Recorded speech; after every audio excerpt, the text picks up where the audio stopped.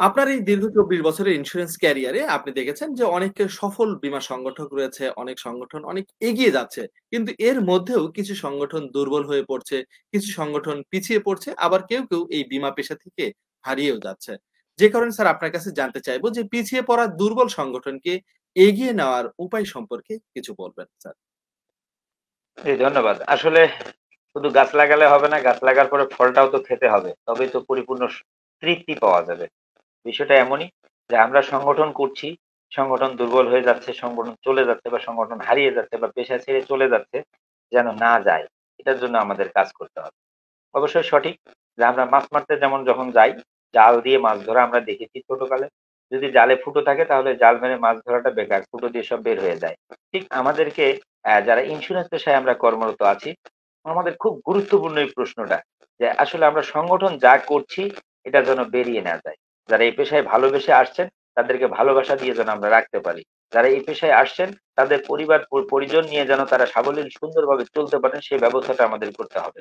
যাই হোক, এই দুর্বল পিছিয়ে পড়া যারা দুর্বল সংগঠন বলছেন যে এদেরকে সবল করার জন্য যেটা করণীয়, আমি যেটা মনে করি আমার দৃষ্টিকোণ থেকে, এখানে অনেক সিনিয়ররা আছেন বা অনেক অভিজ্ঞ অভিজ্ঞরা আছেন। একেকজনের দৃষ্টিতে একেকভাবে এগিয়ে নেয়া যায় দুর্বল সংগঠনকে। আমি মনে করি আমার সংগঠনের মধ্যে যারা দুর্বল হয়ে পড়েন বা যারা হয়তো হতাশ হয়ে যান, এদের মেইন যেটা সমস্যা সেটা হচ্ছে আমার কাছে মনে হয় যে মেইন একটা সমস্যা সেটা হচ্ছে যে তাদের মানসিকতার একটা অভাব থাকে। আমি এর আগেও একটু আলোচনার মধ্যে এই বিষয়টা একটু বলছিলাম, আবারও একটু ক্লিয়ার করছি। যারা আমার অধীনস্থ কাজ করছে তারা দুর্বল না হয়ে পড়ার জন্য আমাদেরকে প্রথমে যে কাজটা করতে হবে, তাদেরকে তাদের খোঁজ খবর নিতে হবে, তাদের সঙ্গে ভালোবাসা দিয়ে কাজ করাতে হবে, তাদেরকে ট্রেনিং করাতে হবে। প্রধান যে বিষয়টা সেটা সংগঠন দুর্বল হয় কখন? যখন সে কাজটা বোঝে না, কাজ সম্পর্কে জানে না, সঠিক উত্তরগুলি দিতে পারে না। একটা ক্লায়েন্টের কাছে গেলে অনেক প্রশ্ন করে, অনেক কিছু জানতে চায়। সেই উত্তরগুলি যদি তার জানা না থাকে, কোম্পানি প্রোফাইল সম্পর্কে যদি জানা না থাকে, প্রোডাক্ট সম্পর্কে যদি তার নলেজ না থাকে, ইন্স্যুরেন্স ইন্ডাস্ট্রি সম্পর্কে যদি তার নলেজ না থাকে, ইন্স্যুরেন্সের সুযোগ সুবিধাগুলি সম্পর্কে যদি তার জানা না থাকে, তাহলে সে দুর্বল হয়ে যাবে, পিছিয়ে যাবে, এটাই স্বাভাবিক। এটা এক কথায় যদি বলা যায় যে আমাদের দক্ষ সংগঠন সংগঠনগুলিকে দক্ষ করে তুলতে হবে। এটা প্রশিক্ষণের কোনো বিকল্প নাই। প্রশিক্ষণ, প্রশিক্ষণ, প্রশিক্ষণ। তাদেরকে কাজ শেখাতে হবে। আমি যত সুন্দর কারিগরের হাতে তুলে দিব, তত সুন্দর করে কিন্তু তারা আবার আমাকে ফিডব্যাক দেবে।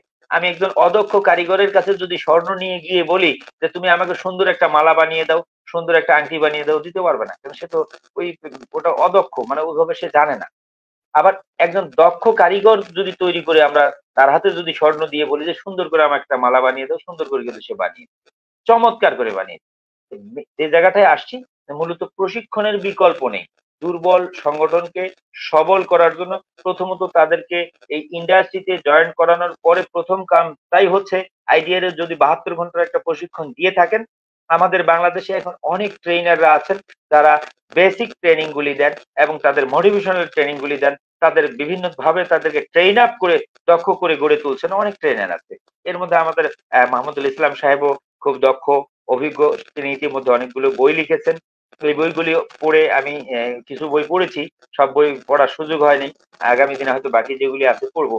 এই তার বইগুলি যদি পড়া যায়, এখান থেকে অনেক শেখা যাবে। এবং মাহমুদুল সাহেব নিজেও একজন দক্ষ প্রশিক্ষক। অনেক প্রশিক্ষণ দেন। একটা কোম্পানিতে সে বর্তমান খুব দক্ষতার সঙ্গে, যোগ্যতার সঙ্গে অ্যা প্রায় ৩ বছর বা ৪ বছর হতে চললো। প্রশিক্ষণ দিয়ে যাচ্ছেন সারা বাংলাদেশে। এই যে প্রশিক্ষণ দেওয়া, এটা হচ্ছে ওই ছুরি ধার দেওয়ার মতো। ছুরি যদি ধার না দেয়া যায়, ওটা জং পড়ে যায়। আর যদি ওই কোরবানির সময় বের করে যেভাবে আমরা ধার দেই, হ্যাঁ? এটা যদি প্রতিনিয়ত ধারের উপর রাখা যায়, তাহলে কিন্তু এটা আ জং পড়ার সম্ভাবনা থাকে না। এই কাজটাই কিন্তু মাহমুদুল সাহেব করে থাকেন। এই প্রশিক্ষণ দিয়ে থাকেন। বেশি করে প্রশিক্ষণ দিতে হবে কর্মীদেরকে এবং তাদেরকে এই প্রশিক্ষণের মাধ্যমে সবসময় উজ্জীবিত রাখতে হবে। তাদের স্বপ্নটাকে তাদেরকে হাতে কাগজে কলমে বুঝিয়ে দিতে হবে। যে তোমার স্বপ্ন হচ্ছে তোমাকে এমডি হতে হবে, তোমাকে এডিশনাল এমডি হতে হবে, তোমাকে কোম্পানির অমুক জায়গায় পৌঁছতে হবে। পৌঁছতে হলে তোমাকে কি করতে হবে? দক্ষ হতে হবে। যদি দক্ষ হয় তাহলে আমার বিশ্বাস যে তারা দুর্বল হবে না, তারা ঝরেও পড়বে না। প্রধান একটা কারণ হচ্ছে এই ট্রেনিং এর জায়গায় আমাদের এই ইন্সুরেন্স ইন্ডাস্ট্রি গুলিতে স্বল্পতা আছে। প্রত্যেকটা কোম্পানিতে গভর্নমেন্টের রুলস অনুযায়ী একজন করে প্রশিক্ষক থাকা উচিত, থাকা দরকার। অনেক কোম্পানিতে আছে, আবার অনেক কোম্পানিতে নেই। তা আমরা একটা জরিপ করে বা আমরা একটা ইয়ে করে হিসাব মিলিয়ে দেখেছি যে সমস্ত কোম্পানিগুলিতে ভালো প্রশিক্ষক আছেন, দক্ষ ট্রেইনার আছেন, সে সমস্ত কোম্পানিগুলি ডে বাই ডে কিন্তু অ্যাডভান্স করেছেন। আর যে সমস্ত কোম্পানিগুলোতে প্রশিক্ষণের উপর গুরুত্ব দেওয়া হয় না, প্রশিক্ষণটাকে ওরা বিষয় মনে করে না, আমরা ইন্স্যুরেন্সে 20 বছর কাজ করছি, অনেক জানি, আমাদের আর ট্রেনিং কিসের প্রয়োজন, তো আমরাই ট্রেনিং করাবো। এই যে ভাবনা চিন্তাটা, আপনার ট্রেনিং আর একজন ট্রেনের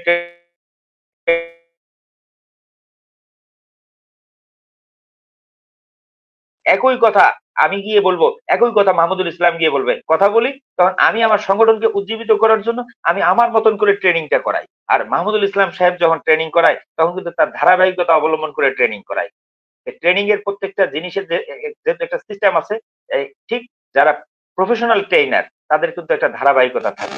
এটাকে গুরুত্ব দিয়ে প্রত্যেকটা কোম্পানিতে যদি একজন করে দক্ষ ট্রেনার থাকে, প্রত্যেকটা সংগঠক প্রত্যেকটা কর্মীদেরকে নিয়োগ দেওয়ার পরে যদি ট্রেনিং এর উপর রাখা যায়, প্রতি মাসে যদি উন্নয়ন সভা করা যায়, মানে তাদেরকে উজ্জীবিত করা যায়, প্রতি মাসে যদি মোটিভেশনাল ট্রেনিং করানো যায়, তাহলে আমার বিশ্বাস যে সংগঠন দুর্বলও হবে না, ঝরেও পড়বে না।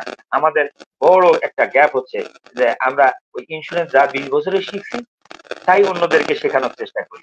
স্বপ্ন, প্রত্যেকটা পিছনে কিন্তু একটা স্বপ্ন থাকে। এই যে শুরুতে আমি বলেছিলাম যে গোল সেট আপ করতে হবে, স্বপ্ন দেখতে হবে। এই যে স্বপ্নটা, স্বপ্ন তো আসলে ঘুমিয়ে দেখাটা স্বপ্ন না, যেটার জন্য ঘুম ধরে না সেটাই হচ্ছে স্বপ্ন।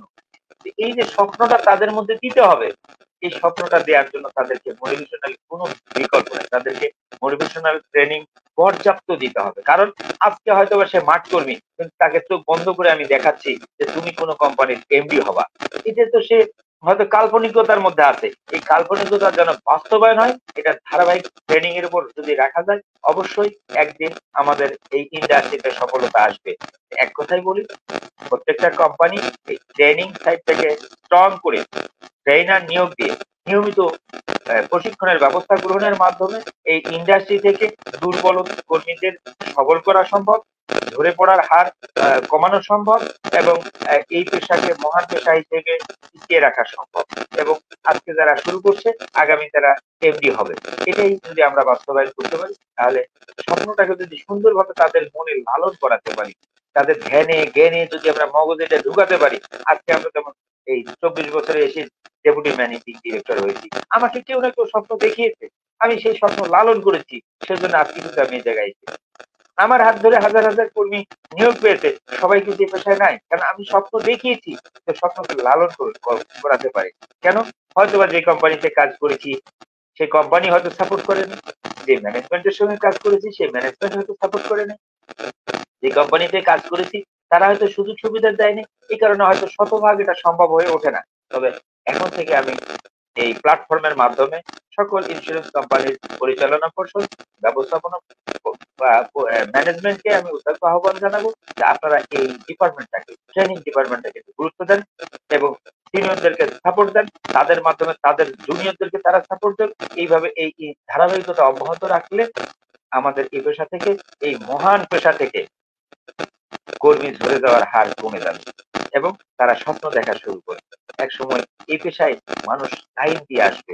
আজকে ব্যাংক বা অন্যান্য চাকরির একটা সার্কুলার হলে শত শত হাজার হাজার লক্ষ লক্ষ আবেদন চলে আসে, 2টা 5টা পোস্টের জন্য লক্ষ লক্ষ আবেদন আসে। কেন আসে? তারা সেই স্বপ্নটা তাদেরকে বোঝাতে সক্ষম হয়েছে, তাদের প্রতিষ্ঠানগুলো এটা বোঝাতে সক্ষম হয়েছে, ট্রেনিং ডিপার্টমেন্টটাকে গুরুত্ব দিয়েছে। তা আমি এই ইন্স্যুরেন্স রিলেটেড যত প্রতিষ্ঠান আছে সকল কোম্পানির মালিক পক্ষ এবং ম্যানেজমেন্টকে উদ্দেশ্যে আহ্বান জানাবো, আপনারা এই ডিপার্টমেন্টকে শক্তিশালী করেন, ট্রেনিং দেওয়ার ব্যবস্থা করেন, ট্রেনারদেরকে গুরুত্ব দেন, সিনিয়রদেরকে গুরুত্ব দেন, কর্মী হারান। ইনশাআল্লাহ এই ইন্স্যুরেন্স শিল্পের বিজয় হবেই, হবেই ইনশাআল্লাহ।